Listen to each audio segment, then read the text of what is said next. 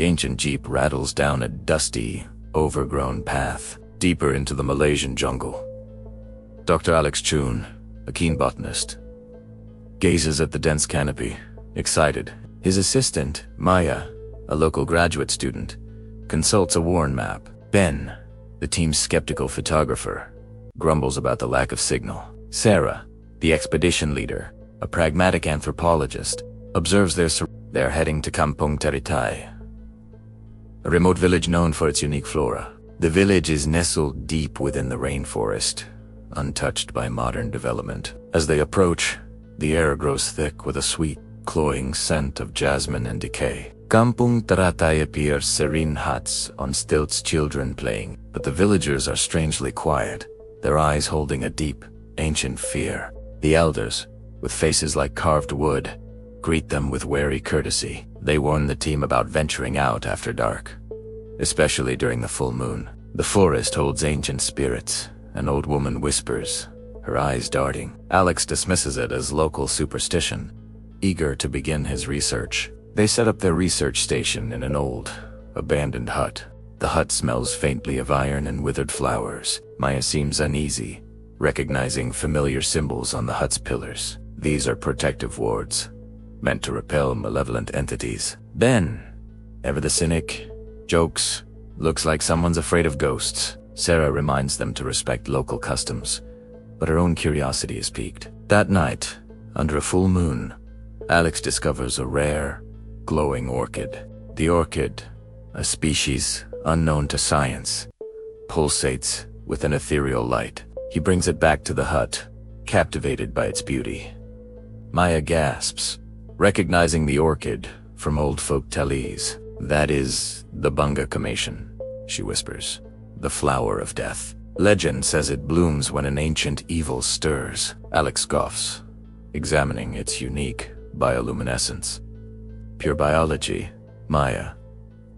Later, Ben hears strange sounds from outside. A wet, slithering noise, followed by a chilling, rhythmic thump-thump as if something is dragging. He dismisses it as a jungle animal and goes back to sleep. Sarah has a disturbing dream. She's floating in darkness. Below her, a disembodied head with glowing eyes glides silently. Its entrails dangle, glistening, a grotesque necklace. She wakes up in a cold sweat, the scent of jasmine and decay strong.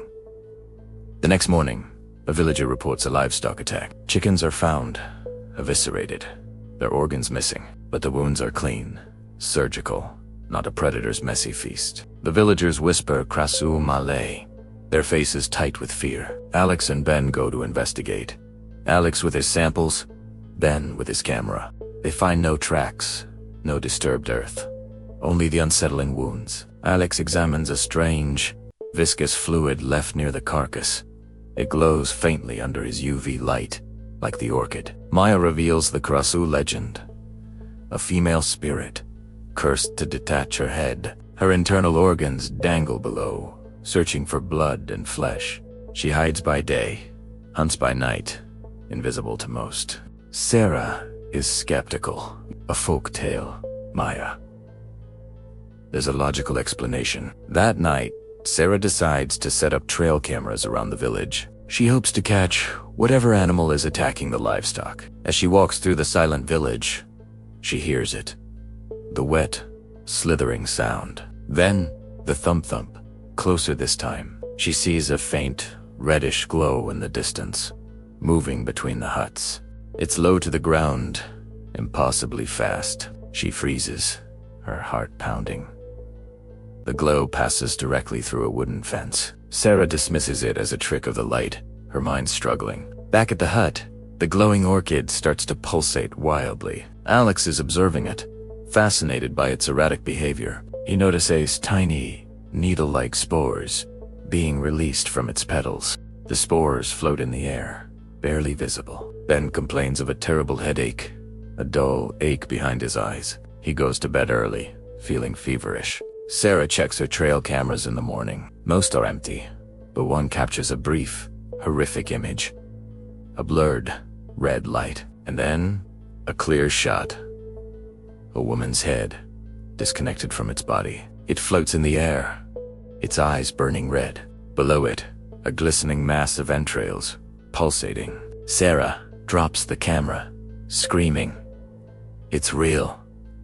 The Krasue is real. Alex russes in seeing the image on the screen. He recoils in horror, his scientific mind unable to process it. Maya is silent. Air. Face scream. I told you. Ben wakes up, his fever worse. He feels an intense burning in his stomach. He notices a small, discolored patch on his neck. It looks like a fresh, circular bite mark. The villagers hear Sarah scream and gather around the hut. Their faces are filled with a grim, knowing dread. An elder points at Ben, his finger trembling. He is marked, the elder whispers. The curse takes root. Ben collapses, clutching his stomach, screaming in agony. His eyes begin to glow faintly red. Sarah realizes the orchid, its spores, the bite. It's a parasitic infection, a magical contagion. The Krasue bites, passing on its curse. Alex looks at the orchid, now pulsating violently. Its spores are everywhere in the hut. They've been breathing them in. He looks at his own neck, seeing a similar bite mark forming. The elder whispers, "She is among you. She passed." The curse. Sarah looks at Maya, who is now pale, trembling. Maya's eyes glow red for a fleeting moment. The sweet, cloying scent of jasmine and decay fills the hut. The full moon is rising again. Ben screams as his body twists in agonizing, bone-snapping spasms. His skin emits a faint, sickly red glow under the moonlight. Maya clutches her head, groaning as she fights a losing internal battle. Her eyes turn fully red, pulsing with a malevolent inner light. Alex frantically searches his medical kit for any sedative to stop the change. Sarah grabs a machete, her knuckles white as she prepares to defend them. Outside, the villagers' rhythmic chanting grows louder, desperate to ward off the evil. Ben's head begins to twist unnaturally, his neck elongating like melting wax. A horrific, wet, tearing sound erupts from his throat. His head detaches completely, floating upward with a sickening squelch. A glistening mass of raw entrails dangles beneath the floating head. Ben's headless corpse collapses, twitching violently on the floor. The Krasue hovers in the cramped hut, amber eyes fixed on the survivors. Corrosive fluid drips from its organs, sizzling and smoking on the wooden floor. Alex fires a sedative dart, but it passes harmlessly through the spirit form. Maya lets out a final, primal scream of pure terror and physical agony. Her skin turns translucent, revealing the pulsing machinery of her organs. Her neck stretches upward, the skin thinning to a translucent veil. Sarah watches in frozen horror, realizing the ancient curse is unstoppable. Maya's head tears free with a wet rip, hovering beside the transformed Ben. Her lifeless body falls to the floor with a hollow thud. The two Krasue circle the room, their glowing entrails creating a horrifying halo. Alex clutches his neck, where a bite mark burns like molten lead. He feels his muscles knotting and his bones beginning to liquefy. Sarah swings her machete wildly at the ghosts, but the steel finds no resistance. The Krasue are incorporeal shadows. Only their bite carries physical weight. Outside, the villagers break into a full panic, fleeing into the deep jungle. The research team is abandoned, left as sacrifices to the hungry spirits. Sarah and Alex are trapped in the hut as the two entities begin their hunt. The cursed orchid on the table pulsates wildly, releasing a cloud of spores. Alex realizes the flower is a sentient amplifier for the infection. He lunges to destroy the plant, but Krasue strikes with blinding speed. She bites deep into his hand, her fangs injecting a freezing venom. Alex screams in pain,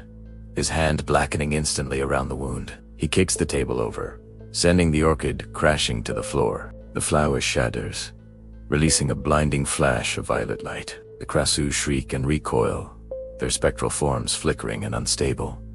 But the damage is permanent. The curse has already claimed Alex's soul. Alex's transformation accelerates, his skin becoming like wet parchment. Sarah grabs Alex and drags him out of the hut, into the oppressive jungle night. The two Krasue pursue them, their glowing heads bobbing through the trees. Sarah notices the entities hesitate as they pass over a narrow stream. They shimmer and grow dim when hovering over running water. She guides the staggering Alex toward the roar of a nearby river. Alex, in mid-transformation, begs her to leave him behind to die. "Save yourself, Sarah." "I can feel the beast taking over," he gasps. His neck begins to stretch, the bones clicking into new, terrible shapes. Sarah refuses to let go, dragging him through the jagged undergrowth. They reach the river bank, where the water is dark and fast-flowing. The Krasue hover at the forest's edge, wailing in frustration. Their ghostly shrieks fill the air, chilling Sarah to the bone. Sarah pulls Alex into the icy water, which momentarily stalls the heat of the curse. Alex warns her of their only weakness: the headless bodies left behind. The head must return to the vessel before dawn, or the spirit perishes. If the body is destroyed, the curse is broken forever. Sarah realizes they must go back and burn the remains in the hut. But Krasue Alex is almost fully formed. His head is straining to rip free. He clutches his throat, his eyes turning a predatory shade of crimson. "My body ... I must protect the body," he screams, the instinct taking hold. The curse forces the victim to defend their vulnerable physical shell. Sarah looks at Alex and sees the man she knew, disappearing behind red eyes. She makes a devastating, soul-crushing decision. She picks up a heavy, jagged river stone. "Alex, please forgive me," she sobs, tears blurring her vision. She smashes the stone against Alex's neck with all her remaining strength. The blow kills him instantly, preventing the head from ever detaching.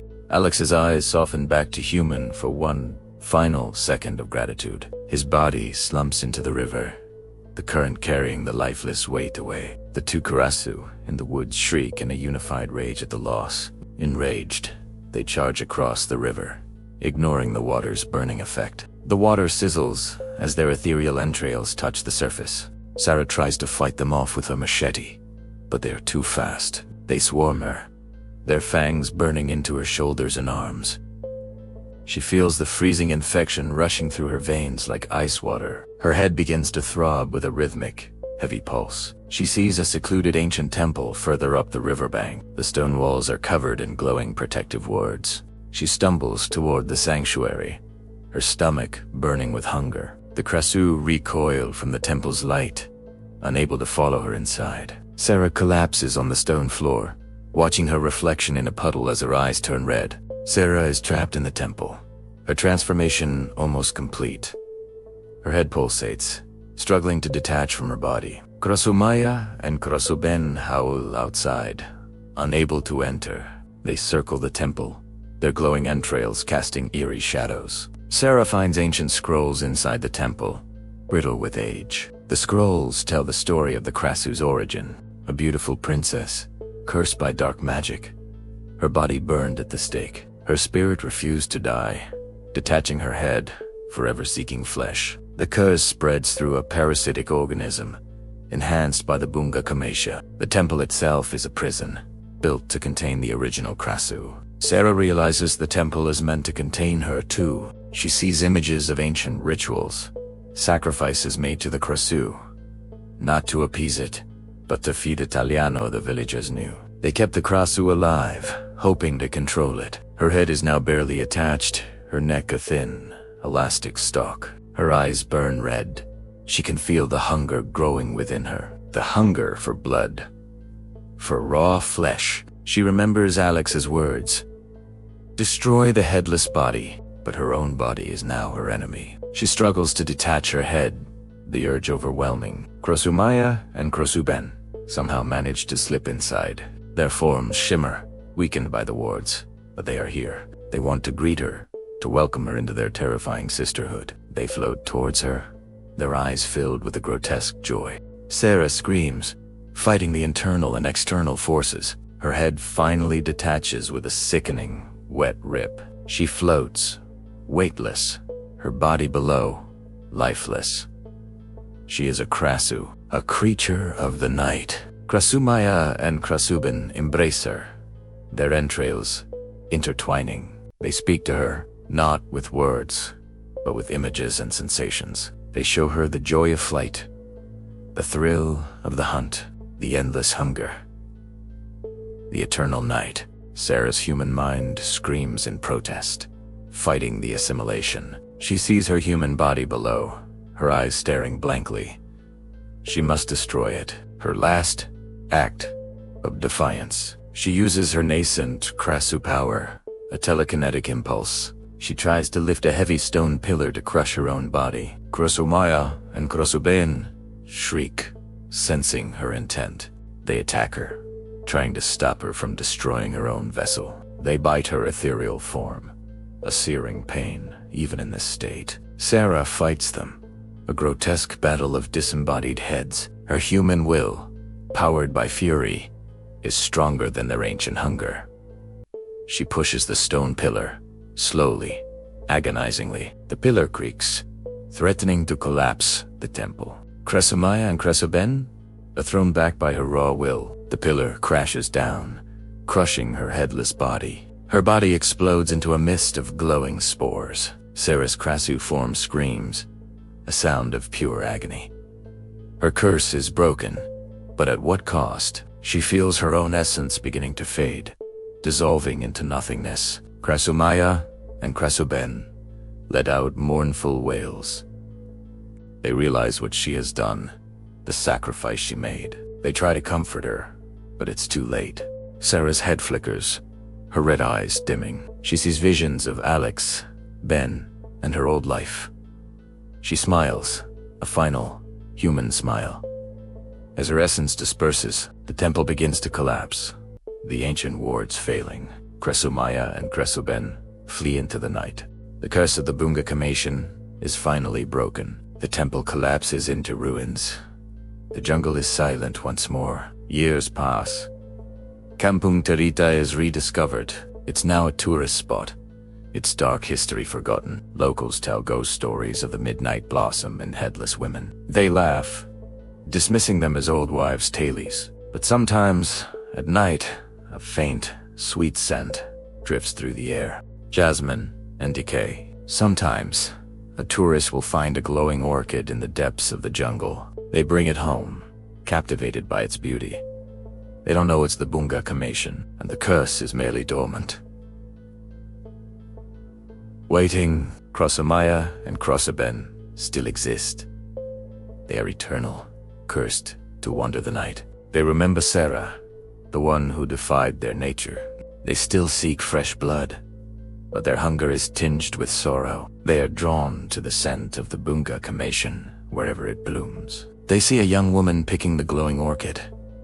Her eyes sparkle with curiosity. They circle above her, their forms invisible. They prepare to bite, to pass on the eternal sorrow. But then, they see a faint, shimmering light around the woman.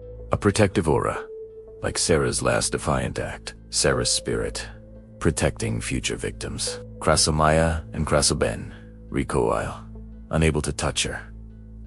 They howl in frustration and despair. The curse cannot touch her, for now.